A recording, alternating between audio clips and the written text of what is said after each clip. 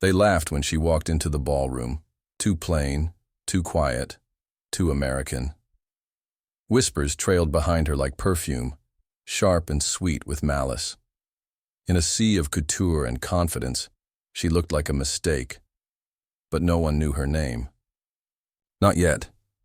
What they saw as a clumsy outsider was actually the hidden heir to an empire they all wanted a piece of. And by the end of that night, the girl they mocked for wearing last season's shoes would be holding the keys to an $80 billion kingdom, and not one of them saw it coming. Her name was Elise Rowan, 25 years old, born in Minnesota, raised by a single mother who worked 2 jobs just to keep the lights on. There was nothing exceptional about Elise on the surface. No designer labels, no impressive lineage, and certainly no reason for the eyes of Europe's elite to fall upon her that night in Vienna. And yet, there she was, standing at the top of the marble staircase in the Grand Palais de Hiver, blinking into a chandelier that looked more expensive than her entire apartment. She had been invited, but no one believed it. Not really. They thought she had stumbled in by accident or conned her way through security. She could feel the weight of their glances, the amused smirks curling on painted lips. Women in gowns that shimmered like moonlight leaned into their husband's shoulders and whispered. Men in silk lapels gave her the kind of once-over reserved for street vendors or unpaid interns. Elise pretended not to notice, but her hands were trembling. She knew she looked out of place. Her dress was navy satin, elegant, yes, but it was a rental. Her shoes pinched at the toes, and her makeup, though carefully done, lacked the flawless sheen of someone who could afford professionals. Still, she held her head high. That was something her mother had taught her. When the world tries to make you feel small, straighten your spine. The invitation had arrived 2 weeks earlier, slipped between bills and grocery store coupons, a cream envelope with heavy cardstock and gold lettering. The wording was formal and impersonal. You are cordially invited to the European Winter Gala, hosted at the Palais d'Hiver. It made no sense. Elise had laughed when she opened it, certain it was a mistake. She even called the number listed at the bottom, and when the woman on the other end confirmed her name, Elise felt her chest tighten. Are you sure? She had asked. Yes, Miss Rowan, you are expected. Expected? What a strange word. The truth was, Elise had spent most of her life trying not to be noticed. She was good at fading into the background, making herself small. She had worked temp jobs, taken night classes, skipped meals to pay rent. She was the kind of person you passed on the street without a second thought. But here, surrounded by aristocrats, diplomats, and old money so deep it practically had its own blood type, she could not hide, and yet she was here for a reason. What no one in that glittering ballroom knew, not the Duchess who narrowed her eyes at her, nor the billionaire's son who scoffed at her shoes, was that Elise's life had been on the edge of something colossal for months. It had started with a letter, a lawyer's letter, unsigned and vague, that claimed her mother had once been close to a man named Edouard van der Zeven. Elise had never heard of him. That was until she Googled his name. Edouard was not just some old family friend. He was one of the richest men in the world. European banking, shipping, pharmaceuticals, tech. His empire was nearly invisible, but reached into almost every industry. And it turned out that once upon a time, before Elise had even been born, her mother had been more than a friend to him. She had been the love of his life. There were photos, old ones, black and white, grainy but unmistakable. Her mother laughing beside a much younger Edouard, her mother standing in front of a chateau in the south of France. And then there was a diary entry Elise found after her mother passed. Single line scrawled in fading ink. He wanted to give us the world. I told him we would be fine without it. Elise had not understood what that meant until the legal documents started arriving. She had spent months trying to ignore it, trying to pretend it was some elaborate mistake. She was not the type of person this happened to. But the letters kept coming, a request for a meeting, an invitation to the family's estate, then, unexpectedly, the gala. And now here she was, walking through a gilded hall filled with people who looked at her like a stain on an otherwise pristine tablecloth. She hated how self-conscious she felt, how easy it was to slip back into that childhood mindset, poor, overlooked, always 2 steps behind. But somewhere beneath the nerves, something else had started to burn, something deeper than pride. Something that whispered, "You belong here more than any of them." Elise crossed the ballroom slowly, chin lifted, gaze steady.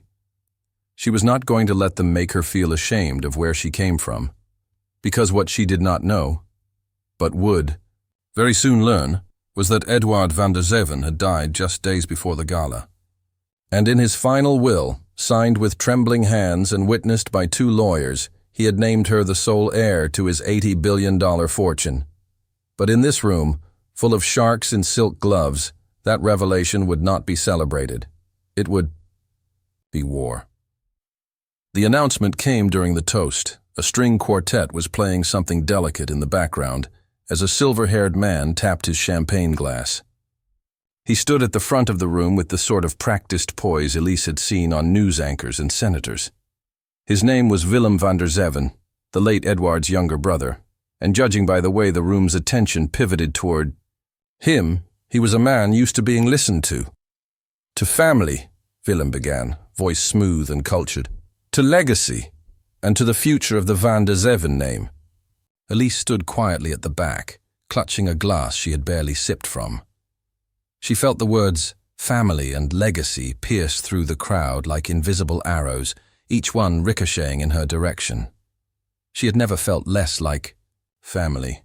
Not here, among people whose last names opened doors and whose bloodlines were etched in history.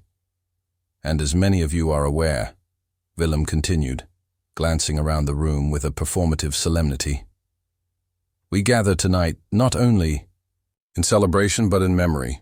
My brother Edward passed peacefully last week. A great man, a private man, and as it turns out, a man full of surprises." A hush fell over the guests. Champagne flutes hovered mid-air. Eyebrows lifted. Elise's stomach turned. Willem cleared his throat. "It is with great respect that I now share the details of Edward's final will and testament. Effective immediately, the controlling shares of the Van der Zeven Group, including all family assets and subsidiaries, will be transferred to a single beneficiary." There was a pause. Too long. The crowd bristled, and then he said it. Elise Rowan. The silence cracked like glass. Someone gasped. Someone else laughed. Then the laughter spread like a wildfire. Nervous, sharp, incredulous. Elise felt heat rise in her cheeks as the heads turned toward her. It was like watching a room full of chandeliers swing her way all at once. "Elise, who?" someone said behind a raised hand. "You cannot be serious," murmured a woman in emerald green, her lips curled in disbelief. "That girl?" hissed another. "She looks like she just stepped off a budget flight." Elise's throat dried. Her hands went cold. She could feel hundreds of eyes slicing into her, not with curiosity, but with judgment, contempt, fear. Willem, ever the diplomat, held up a hand. "I understand this comes as a surprise. Miss Rowan is Edward's biological daughter. That detonated something far louder than the original announcement. Voices exploded. Some protested. Others argued. Elise could barely breathe. The noise was overwhelming, an avalanche of disbelief and accusations. She turned to leave, but a firm hand touched her elbow. "Elise," a voice said, low but insistent. She looked up. A woman in her 40s, sharply dressed, steel-gray eyes. "You need to stay. Do not let them see you panic." "I do not understand," Elise whispered. "Why would he?" "Because you are his only child," the woman said, "and he wanted to make sure his legacy was not devoured by the wolves." I am not ready for this." The woman's gaze softened, just barely. "No one ever is." They led her into a side room, a library, she thought, and shut the doors behind her. The noise outside faded slightly. Elise sat down, on a velvet chaise, heart pounding in her throat. "I am Miriam Hart," the woman said, sitting across from her. "I am one of Edward's legal trustees. He trusted me, and he asked that I be present when you found out." Elise stared at her, barely able to form words. "This does not feel real." "I know." Miriam reached into her bag and handed Elise a leather folder. Inside were official documents, all bearing Edward's signature, notarized and authenticated. Elise skimmed over them, her brain struggling to keep pace. It was all there. Transfer of ownership, exclusive rights, estate deeds, shares, passwords to financial accounts with numbers that made her stomach flip. Why would he give it all to me? Elise asked, eyes welling. "He did not even know me." Miriam paused. "He knew of you. He had watched you quietly for years. He knew your mother had never told you about him. He respected her choice. But once she passed, he felt it was time." Elise swallowed hard. She had imagined meeting her father 1,000 different ways, but never like this. And certainly not when he was already gone. Outside, the murmurs had turned into something sharper. Raised voices, heated tones. "They will not take this well," Miriam said. Willem was supposed to inherit everything. So were his children. But Edward, he did not trust them. Why not? Because they are what you saw out there. Polished, entitled, vultures in silk. The door creaked open. A young man stepped inside. Dark hair, tailored suit, and a smile that looked more like a threat than a greeting. "Cousin," he said, smoothly. Or should I say, heir. Elise stood slowly. "Do I know you?" "Not yet, but you will." He extended a hand. "Theo van der Zeven, your cousin. We met a few minutes ago. Well, I was one of the ones laughing. I owe you an apology."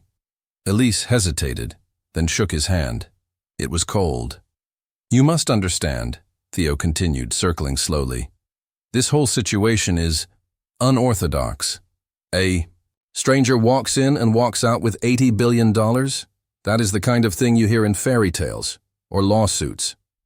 "I did not ask for any of this," Elise said, "but you accepted it.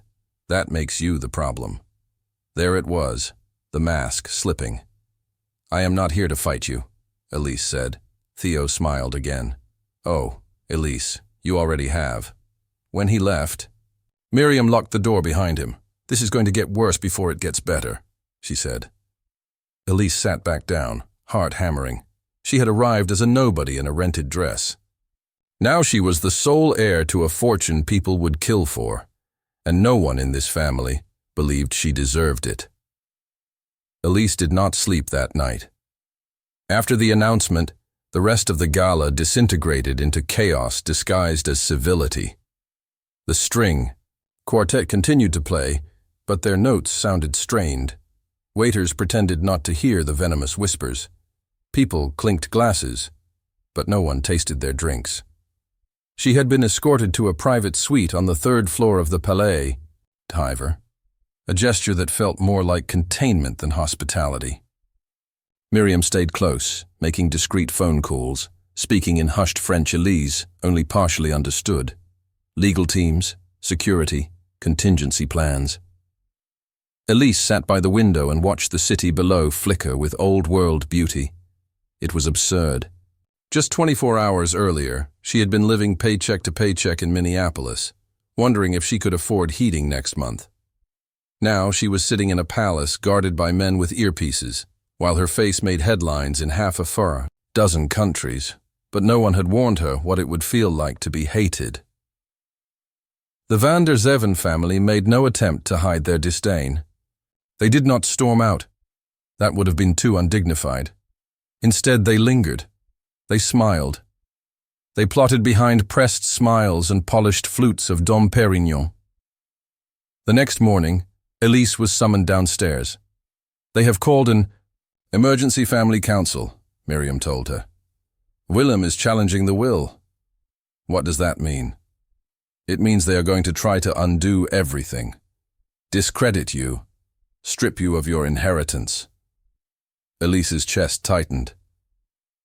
Can they? Miriam's expression was unreadable. Not legally. But this family, they do not always follow the rules. The council chamber was unlike anything Elise had ever seen. A long mahogany table under a vaulted ceiling, lined with faces that mirrored each other in a surreal collage of wealth, aging, and power. At the far end sat Willem, looking very much like a king forced to watch someone else seize his throne. He gestured to a chair at the other end. Please, sit. Elise walked. In with measured steps, trying not to show how much her knees were shaking. Miriam stood just behind her, arms folded tightly. We have a great deal to discuss, Willem said, his voice cordial but clipped. Edward's decision, as shocking as it was, must be examined. You mean reversed, Miriam said bluntly. Murmur passed through the room. Elise, Willem continued, ignoring her. I trust you understand how disruptive this situation is. You are young. You have no experience in business. You have never managed wealth. And yet you are now expected to oversee one of the most powerful private conglomerates in Europe. I understand, Elise replied, her voice steadier than she expected. Do you? He said, leaning forward. Because what Edward did, naming you a complete outsider as sole heir, was not just irresponsible, it was dangerous. For the company, for the family. Elise met his gaze. Then why do you care so much about taking it from me? The room went quiet. A woman with frosted blonde hair leaned in. Perhaps you are not aware, Elise, but your mother left this family. She walked away. She chose a different life. You are a product of that decision, an echo of a shame we buried decades ago. That shame, Miriam interjected, was Edward's greatest regret. He loved Elise's mother. He never stopped loving her. And love, Theo said from across the table, does not make someone a CEO. I never claimed to be a CEO, Elise said, but I am his daughter. That is not up for debate. Willem narrowed his eyes. Everything is up for debate, Elise. Everything. A legal advisor stepped forward with a folder. There are clauses in Edward's will that may be interpreted as emotionally influenced. He had been ill. He was not of sound mind. There is precedent. No, Miriam said, slamming a palm on the table. You will not rewrite his death to suit your agenda. But the damage was done. Elise could see the strategy forming, cast doubt, question legitimacy, wear her down. Elise, Willem said, gentler now. Let us be reasonable. You do not have to give up everything. Sign over the controlling shares. We will place them in a trust. You will still be wealthy, more than you ever dreamed. But the company stays in the hands of those who know how to protect it. Protect it from what? Elise asked. From you, Theo said plainly. Silence. The room was a gallery of unspoken threats and thinly veiled smiles. Elise looked around and saw it clearly now. This was not about money. It was about power, about legacy, about a family clinging to its illusion of control. And then she remembered the diary, her mother's words. He wanted to give us the world. I told him we would be fine without it. For the first time, Elise realized what her mother had done. She had protected her from this, from them, from the greed and games and masks. But now the mask was hers to wear, or to destroy. Elise stood. May not have your last name, she said quietly, but I have his blood, and his wishes. I did not ask for this, but I am not giving it away because it makes you uncomfortable. She turned to Theo. You laughed at me because you thought I did not belong. Then to Willem. You are angry because you lost. Not because I am unfit, but because I remind you of the one person who walked away from this family and never looked back. and finally to the room. "You are not going to intimidate me into handing over what is mine. My father made a choice. You can either accept it or keep fighting a battle you have already lost." She left the room before they could respond. Outside, in the marble hallway, she finally let herself exhale. "I cannot believe you just said all of that," Miriam said beside her. "Neither can I." And just like that, something shifted. She was no longer the girl in the wrong dress. She was the heiress who had just declared war, and meant it. The fallout came faster than expected. By the next morning, Elise's name was trending globally. The story had all the elements the media loved: secret heirs, dynastic betrayal, old money drama wrapped in modern scandal. Tabloids speculated about her background, most of them wrong. Financial outlets ran headlines like "Cinderella in a boardroom" and "Heiress or hoax," but none of them understood the truth. Elise spent the next few days locked in strategy sessions with Miriam and a small team of legal and financial advisors her father had personally vetted in his final months. The transition had already been set in motion, quietly and deliberately. Her father had not left anything to chance. Still, the van der Zeven family did not go quietly. Willem filed a formal challenge to the will, citing suspicious circumstances. His lawyers leaked confidential documents to the press, hoping to cast Elise as a manipulative outsider. A whisper campaign ignited, accusations that Elise had seduced her way into power, that she was a con artist, that the documents were forged. One particularly venomous article accused her of being a suitcase heiress with no pedigree, no polish, and no place among titans. Every word stung, but Elise did not flinch. Her apartment in Minneapolis had been sublet within the week. Her landlord, stunned by the news, called to ask if it was all real. Elise laughed for the first time in days. "Yes," she said, "but I still owe you for the water bill." She moved into a modest townhouse on the outskirts of Amsterdam, far enough from the van der Zeven estate to breathe, but close enough to attend daily meetings. Miriam insisted on a full media blackout until the legal dust settled. Elise did not mind. She needed the silence. The days were long and unrelenting, learning the corporate structure, understanding the board dynamics, navigating the cultural politics of European elite business. It was a crash course in power, and Elise was drowning at first. She read everything: company reports, Edouard's speeches, legal files.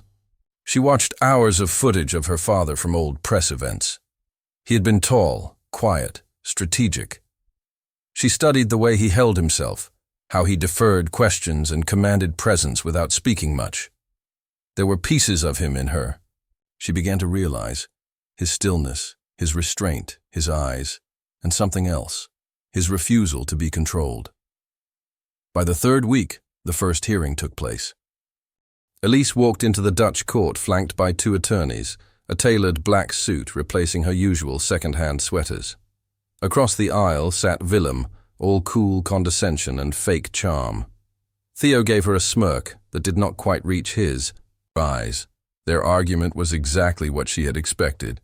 Elise Rowan has no history with the family, no experience in high-level finance, and no confirmed paternity beyond a suspiciously timed amendment to the will. Her lawyers presented DNA results, copies of Edouard's personal letters, a video recorded just a week before his death in which he named Elise as his daughter and sole successor. The judge listened carefully, emotionless. The ruling came days later. The will stood. The courtroom erupted in a fury of flashes, gasps, and shouting, mostly from the family's side. Elise remained seated, hands folded in her lap. Outside, reporters swarmed. One shouted, "What will you do with all that power?" Another asked, "Do you forgive them?" Elise paused, then said, "I will not waste it, and I do not forget."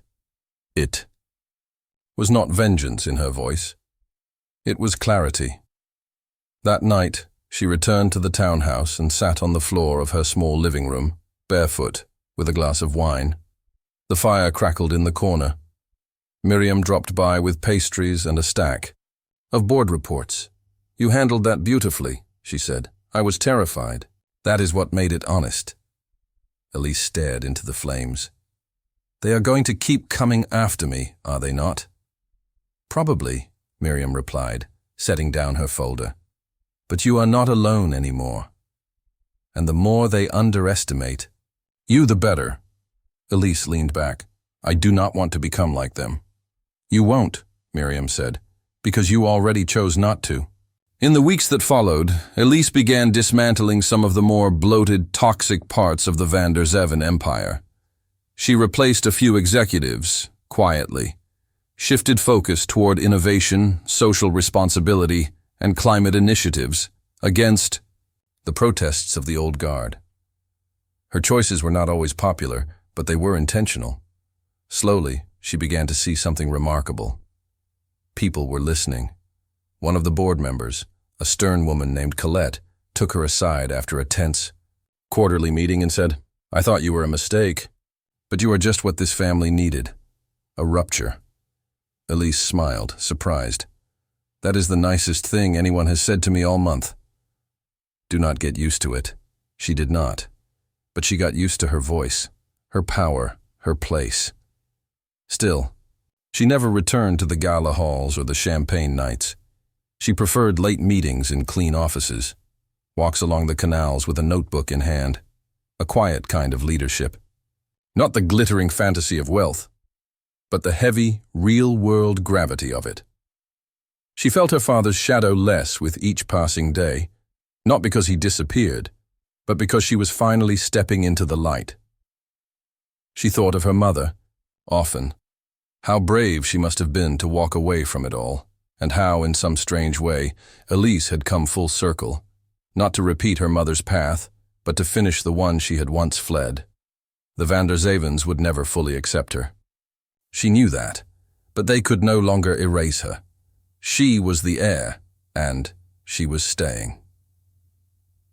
A year later, Elise returned to the Palais d'Hiver, not for a gala, not for a council meeting, not to be paraded in front of people who once laughed at her. She went alone, at dusk, when the sky turned a shade of ash pink, and the stone corridors fell quiet with memory. The winter wind wrapped around the courtyard like a silk scarf slipping from someone's shoulders. She wore no gown this time, just a dark coat, sturdy boots, and her hair pulled back in a simple knot.